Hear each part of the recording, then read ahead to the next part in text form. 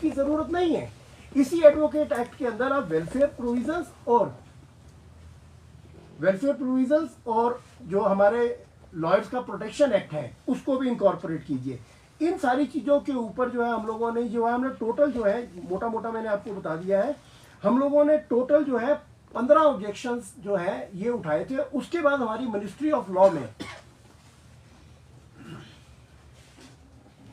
ये 19 तारीख को हम लोगों ने ऑब्जेक्शन दे दिए। फिर एक हाई लेवल कमेटी हुई जिसमें गवर्नमेंट ऑफ इंडिया की तरफ से union law minister, secretary law and mister Dhruv Kumar जो वहाँ के अपने accounts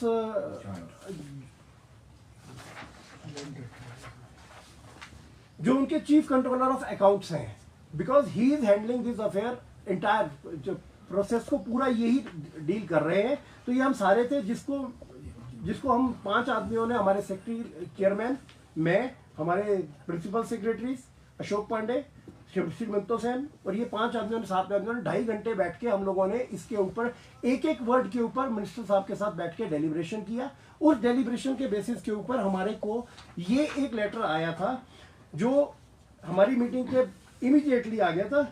It is informed that the concern expressed suggestions given by the Bar Council regarding the draft Advocate Amendment Bill 2025 will be seriously considered before the draft of the bill is finalized. ये bill हमारी discussion के बाद भी अभी finalise नहीं हुआ था। उन्होंने कहा जो आपके ऑब्जेक्शन है उनको सीरियसली कंसर्न दे रहे हैं, उनके ऊपर हमारा पूरा ध्यान है। उसके बाद ये नेक्स्ट डे ही ये लेटर आ गया कि हमने इसको पब्लिक डोमेन से वापस कर दिया।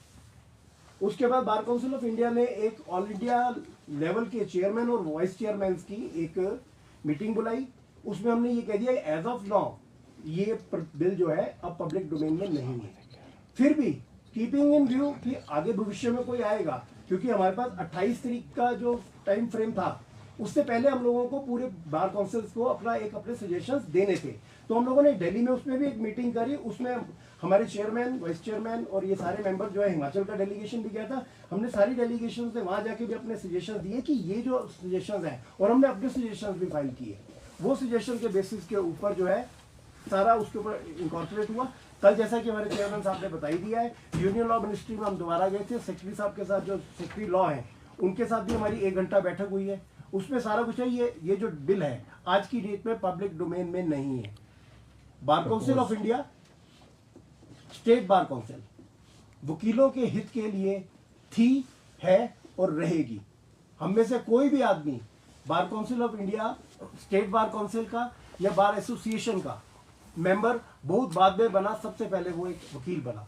तो हम वकीलों के साथ थे, हैं और रहेंगे। वकीलों के किसी भी हित को अगर कोई थोड़ा सा भी तंग करने की कोशिश करेगा, उससे पहले हम लोग उस चीज को देखेंगे। हम लोग सजग हैं, अपने राइट्स के लिए सजग हैं, और ऐसा नहीं है कि हम लोग सोए हुए हैं। हम दिन रात इसके लिए काम कर रहे हैं। और जब तक ये बिल अभी तक नहीं है, अगर कोई प्रपोज्ड एक्ट आता भी है तो हिमाचल के वकीलों के एक वकील को उसके सजेशन दिया जाएगा। धन्यवाद, थैंक यू।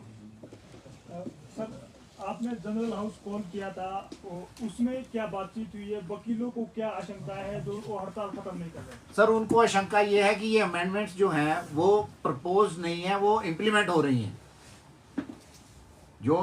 जो इनके समझ में, इनमें जो हमारे को समझ में बात आ रही है वो ये है कि मैं इसमें रिक्वेस्ट करूंगा कि मेरे सारे मेंबर्स जो हैं वो भी अपनी इनपुट दे सकते हैं, जो भी कोई सवाल आते हैं। तो इनमें जो हम लोगों को जो लगा वो सिर्फ ये लगा कि इन सब जगह पे ये बोला जा रहा है कि ये अमेंडमेंट्स जो है ये फाइनल हो चुकी हैं, ये इम्प्लीमेंट हो जाएंगी, और इसलिए जो है ये अनरेस्ट हो रहा है। ये अनसर्टेनिटी जो है वो इस वजह से बनी हुई है। जबकि ये प्रपोज्ड अमेंडमेंट्स थी, सिर्फ प्रपोजल था, उसके ऊपर सजेशंस थी और उससे ज्यादा कुछ नहीं था। और उस प्रपोजल को ही उन्होंने, जो उनके पास अभी तक मटेरियल आया था, उसको उन्होंने वापस कर लिया, पब्लिक डोमेन से वापस ले लिया, और ये भी बोल दिया कि इन फ्यूचर जो भी प्रपोज्ड अमेंडमेंट्स आएंगी उसको पब्लिक डोमेन में लाके हम इसको दोबारा से स्टेक होल्डर्स के पास फ्रेश भेजेंगे, दोबारा से नए तरीके से सजेशंस मांगेंगे। ये तो क्या इसके पीछे कोई हवाला दिया गया कि आखिर क्यों जरूरत पड़ी इस अमेंडमेंट की? सर, इस अमेंडमेंट की जरूरत इसलिए पड़ी क्योंकि जो हमारा पुराना एक्ट है वो 1961 का एक्ट है। तो आज हम 2024 में हैं, तो बहुत सी चीजें जो हैं वो समय के साथ चेंज हो गई हैं। तो उस वजह से जो उसमें थोड़ी सी अमेंडमेंट्स करने की आवश्यकताएं हैं। समय के साथ जैसे जैसे इवॉल्व होती हैं चीजें, जो जो नई चीजें हमारी समझ में आ रही हैं वो उसमें ऐड हो रही हैं। सबसे बड़ी बात जो मैंने कही, हमारे अमित जी ने कही कि सबसे बड़ी बात कि वेलफेयर स्कीम्स हमारे एडवोकेट्स के लिए कोई नहीं है, प्रोटेक्शन एक्ट वकीलों के लिए कोई नहीं है। आज की डेट में हमारी बार काउंसिल सिर्फ जो हमारी एनरोलमेंट होती है वो उससे हमारा सोर्स ऑफ इनकम है। हमारे को किसी गवर्नमेंट से कोई एड नहीं मिलती, किसी गवर्नमेंट से हमारे को कोई वकीलों के लिए कोई फंड नहीं मिलता। जब कोरोना हुआ था, the bar council had spent more than 1 crore rupees out of its own fund for the advocates of the state of Himachal Pradesh. तो ये स्थितियां हैं जिनको अब नए एक्ट में वो इनकॉर्पोरेट होके आए, ताकि उनको एक लीगल फ्रेमवर्क में लेके आए, ताकि उनको एक लीगल वो मिले, शेप मिले, ताकि वो कल को उनको हम इंप्लीमेंट कर सकें। अमेंडमेंट्स इसलिए बहुत जरूरी है। हमारे पास कोई वेलफेयर की स्कीम नहीं है, कोई पेंशन की स्कीम नहीं है, कोई स्टाइफंड नहीं है। नए लॉयर्स जो आते हैं उनके लिए कुछ नहीं है। लेकिन हमारे इंटरेस्ट के सर, जो वकील हड़ताल पे हैं तो उनके लिए क्या अपील करना चाहिए? सर मेरी रिक्वेस्ट यही है सबसे कि ये प्रपोज्ड अमेंडमेंट्स थी, इससे ज्यादा कुछ नहीं था। उन प्रपोज्ड अमेंडमेंट्स के ऊपर सजेशन मांगी गई थी और वो सजेशंस भी उन्होंने पब्लिक डोमेन से वापस ले ली हैं विद दिस ऑब्जर्वेशन कि हम दोबारा से इन सजेशंस को इंक्लूड करके दोबारा से पब्लिक डोमेन में सजेशंस को डालेंगे, स्टेक होल्डर से फिर से सजेशंस लेंगे, उसके बाद कुछ होगा। लेकिन लॉ मिनिस्टर साहब ने ये बोला है कि एज ऑन डेट, आज की डेट में हमारे पास आप ये समझे कि पब्लिक डोमेन में कुछ नहीं है। जो भी होगा प्रोसेस दोबारा से होगा, तो उस टाइम पे जो है आप सब लोगों की सजेशंस जो है ली जाएंगी। सर ये क्वेश्चन है, क्या जब ये जो बिल बन रहा है, क्या इसमें एडवोकेट्स के जो वेलफेयर के लिए बात की गई है? बिल्कुल करी गई है। किस सेक्शन में की गई नहीं है?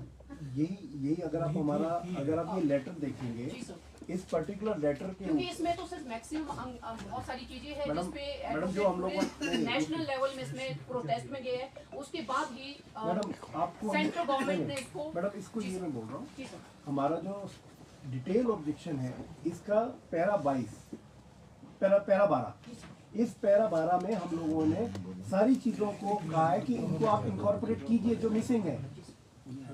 हमारी यही डिमांड है, ये डिमांड है हमारी। बार काउंसिल ऑफ इंडिया ने, स्टेट बार काउंसिल ने ये डिमांड, जब ये पब्लिक डोमेन में आया, अपने सजेशंस के साथ हमने ये बोला है कि हमारे को आप ये प्रोटेक्शन एक्ट और जो है वेलफेयर का जो है, ये दोनों चीजें इसी एक्ट के अंदर दीजिए।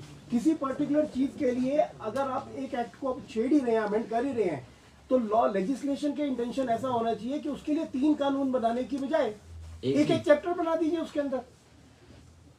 यही मिनिस्ट्री ऑफ लॉ से हमारी रिक्वेस्ट रही कि अगर आप कानून एडवोकेट एक्ट तो अमेंड कर ही रहे हैं आप, तो आप एक चैप्टर वेलफेयर, एक चैप्टर वेलफेयर का और एक चैप्टर जो है